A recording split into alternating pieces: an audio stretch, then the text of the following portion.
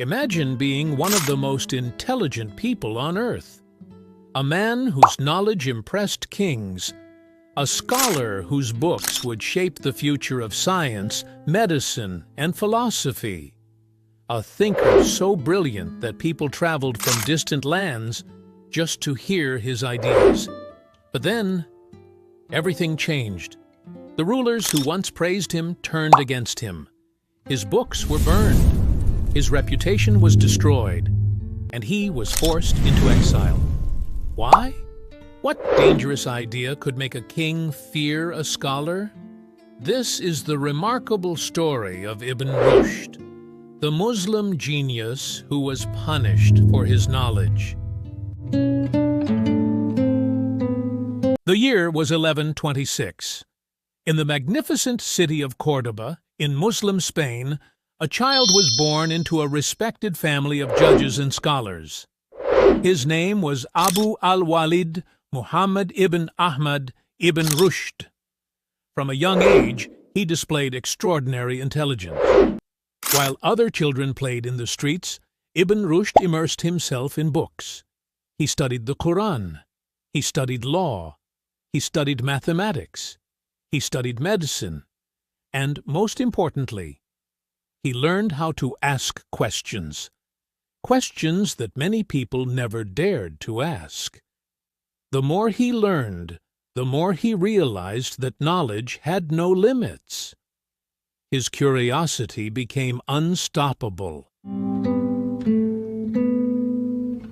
As Ibn Rushd grew older, his reputation spread throughout Al-Andalus. People were amazed by the depth of his knowledge. He mastered medicine. He mastered law. He mastered astronomy.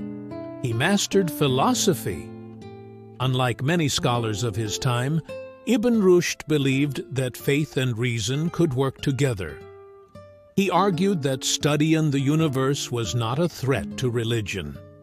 Instead, understanding nature helped people appreciate the greatness of Allah's creation.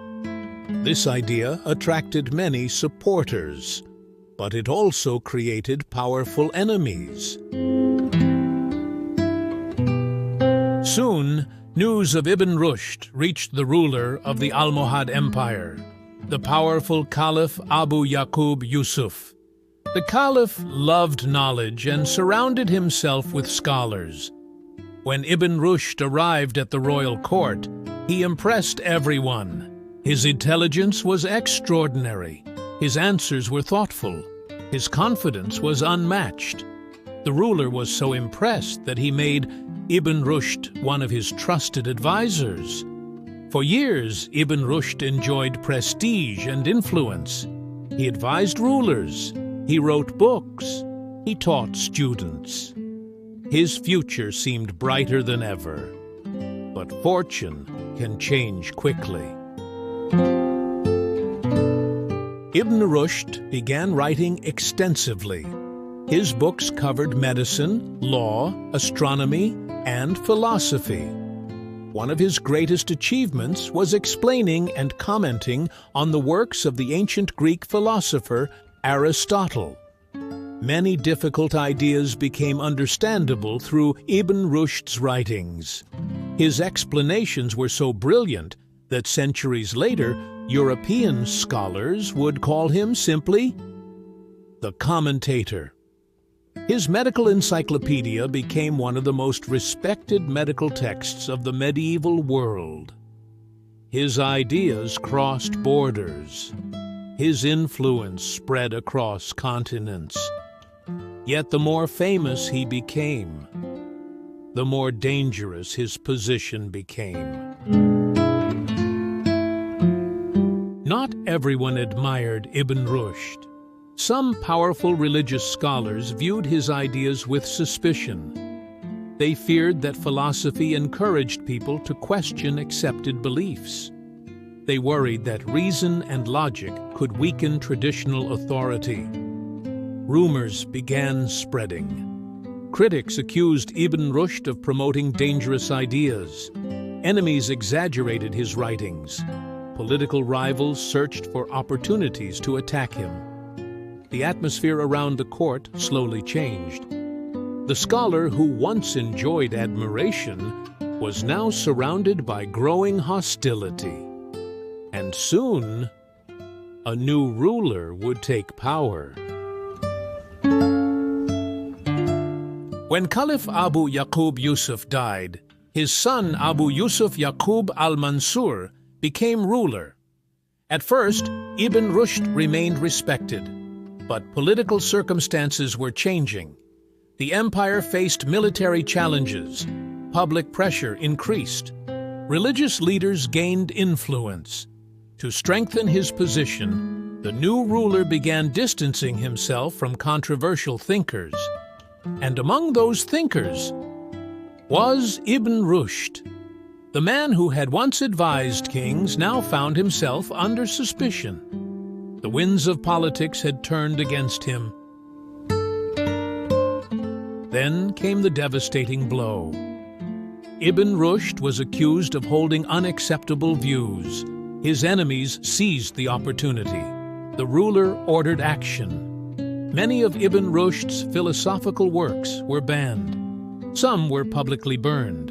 The scholar who once sat beside kings was humiliated before society. His reputation suffered. He was removed from his position.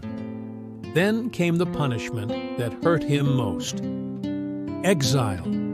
He was sent away from the center of intellectual life, separated from students, separated from influence, separated from the world he loved. The brilliant scholar was now a lonely outcast. Imagine spending your life seeking knowledge. Imagine dedicating every waking hour to learning and teaching. Then imagine watching your life's work being rejected. This was Ibn Rushd's reality. In exile, he lived under restrictions. His enemies celebrated his downfall. Many former supporters remained silent. Yet even during hardship, he never abandoned learning. He continued thinking. He continued writing. He continued believing that truth could never be destroyed by fear. The rulers could burn books, but they could not erase ideas. Ironically, while Ibn Rushd faced rejection in parts of the Muslim world, his writings found a new audience elsewhere. In Europe, scholars eagerly translated his books into Latin. Universities studied his ideas. Philosophers debated his arguments. Scientists admired his commitment to reason and evidence. Generation after generation learned from his work. His influence helped shape intellectual movements that would eventually contribute to the European Renaissance. The man rejected by his own rulers became one of history's most influential thinkers.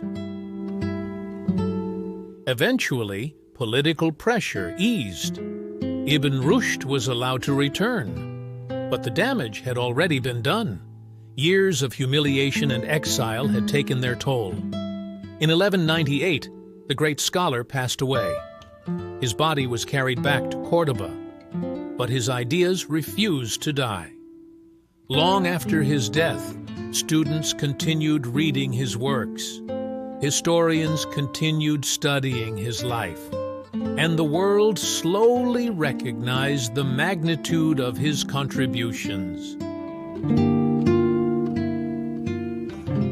Today, Ibn Rushd is remembered as one of the greatest minds of the Islamic Golden Age, a philosopher, a scientist, a physician, a judge, and a man who paid a heavy price for pursuing knowledge. His story reminds us that throughout history, some of the world's greatest thinkers have faced opposition not because they lacked wisdom, but because their ideas challenged the powerful. The rulers who exiled Ibn Rushd are largely remembered only by historians, but the scholar they tried to silence is remembered by the world, and perhaps that is the greatest victory of all. Knowledge can be delayed, knowledge can be opposed, But true knowledge can never be permanently erased, because ideas have a way of surviving long after empires disappear. And the story of Ibn Rushd proves exactly that.